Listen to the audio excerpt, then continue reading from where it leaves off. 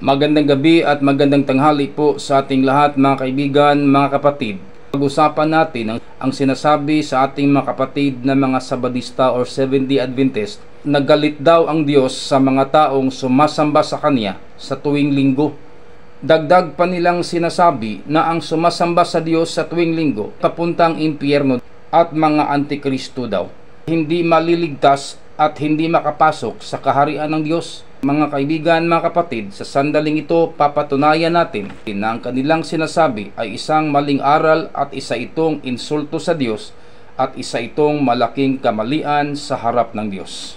Papatunayan natin mga kaibigan sa pamamagitan ng mga tanong. Unang tanong mga kaibigan, may sinabi ba ang Diyos sa Genesis, Exodus, Leviticus, Numbers, and Deuteronomy?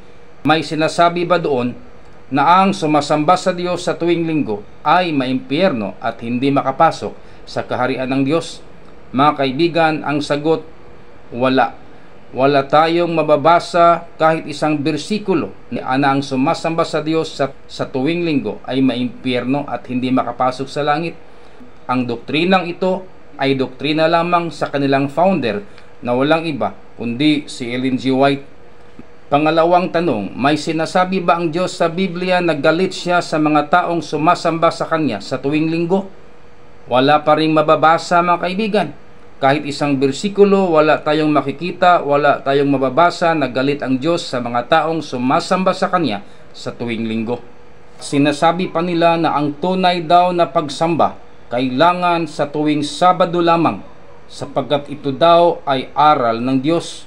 Mga kaibigan, papatunayan natin na ang kanilang sinasabi ay isang maling aral sapagkat walang sinasabi ang Diyos na ang tunay na pagsimba, ng tunay na pagsamba ay sa tuwing araw ng Sabado lamang. At dagdag pa nilang sinasabi na ang tunay na kahulugan sa Sabat ay sa Sabado or Saturday.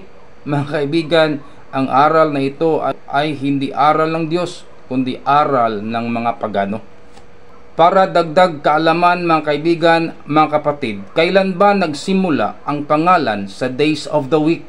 Ang ibig ko pong sabihin mga kaibigan, kanus-an niabot ang mga pangalan sa days of the week? Kailan nagsimula ang mga pangalan sa days of the week? According to www.study.com at saka sa Britannica Encyclopedia, na ang mga pangalan sa days of the week nagsimula ito at galing ito sa paganong Babylonian false religion noong unang panahon. At ang mga pangalang ito ay galing sa celestial bodies na sinasamba ng mga taga-Babylonia. Ano itong mga celestial bodies mga kaibigan? Araw, buwan at mga planeta sa kalangitan na sinasamba ng mga Babylonia. Ang Sunday mga kaibigan ay day of worship for the sun sapagkat ang Babylonia ay sumasamba sa araw. At ang Monday galing sa salitang moon or buwan, day of worship for the moon, araw sa pagsamba sa buwan. At yung tinatawag na Martes or Tuesday, in Latin Martes, a day of worship for the planet Mars, yung tinatawag na Martes. Araw ito sa pagsimba sa planetang Mars. At ang Wednesday, ang pangalang ito ay galing sa planetang Mercury. Ang Wednesday ay day of worship for the planet Mercury. At ang Thursday o Huwebes, in Latin Joves, ay day of worship para sa planetang Jupiter. At ang Friday mga kaibigan ay Biyernes, in Latin, a day of worship for the planet Venus, because Friday came from the word Venus. So ang Friday, a day of worship, is a day of worship for the planet Venus. At ang Saturday na tinatawag na Sabado, a day of worship for the planet Saturn. At kung ating babalikan mga kaibigan, mga kapatid, sa maraming panahon at maraming pagkakataon, ang mga Israelita ay nagrebelde sa Diyos at naging alipin sa Babylonian Empire.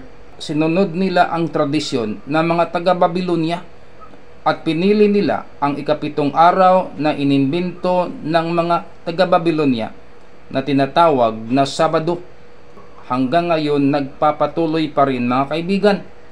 Again, mga kapatid, mga kaibigan, ang sinasabi sa ating mga kapatid na mga Sabadista or Seventh-day Adventist na ang sumasamba daw sa Diyos sa tuwing linggo ay maimpyerno daw at hindi makapasok sa kaharian ng Diyos, ang aral na ito ay salungat at hindi aral ng Diyos, kundi aral lamang ni Ellen G. White, founder ng Seventh-day Adventist. Sa makatuwid, mga kaibigan at mga kapatid, ang Sunday at saka yung Sabado ay imbento ng mga pagano at ng mga Romano. Pero ang tanong, paano ba sambahin ang Diyos at kailan tayo sasamba sa Diyos kung ang Sabado at Linggo ay imbento ng mga pagano? Mas mabuti, mga kaibigan, ang sasagot ay ang salita ng Diyos sa pamamagitan ng ating Panginoong Hesukristo patungkol sa tunay na pagsamba. Ito po ay mababasa sa Juan Kapitulo 4, versikulo 23 hanggang 24. Subalit dumating na ang panahon at ngayon na ang tunay na sumasamba sa Diyos Ama ay sumasamba sa Kanya sa Espiritu at katotohanan, sapagkat ganyan ang uri na pagsamba ninanais ng Diyos Ama. Ang Diyos Espiritu at ang sumasamba sa Kanya ay dapat siyang sambahin sa Espiritu at sa katotohanan. Mga kaibigan, mga kapatid, si Kristo mismo ang nagsasabi ng tunay na pagsamba ay magsamba sa Diyos sa Espiritu at sa katotohanan. Hindi sinabi ni Kristo na ang tunay na pagsamba ay sa araw ng Sabado. Wala tayong mababasa dito, mga kaibigan, na ang tunay na pagsamba ay pagsamba sa Diyos sa araw lamang ng Sabado. At kung ating babalikan ang history sa Old Testament time, mga kaibigan, mga kapatid, wala tayong mababasa sa original Hebrew Bible na ang kahulugan ng Sabat ay Sabado or Saturday. Bago tayo hihinto, mga kaibigan, babasahin muna natin ang Genesis chapter 2 verse 2 and 3. Sinasabi dito, mga kaibigan, "And on the seventh day, God ended His work which He had made, and rested on the seventh day from all His works which He had made. And God blessed the seventh day and sanctified it." Sinasabi sa talatang ito na ang Diyos nasa ikapitong araw, ang Diyos ay nagpahinga. At saka sa verse 3, mga kaibigan, ni-bless niya ang ikapitong araw. Hindi sinasabi ng Diyos, hindi sinasabi ng talata that God blessed the Saturday. Punto Biblikal.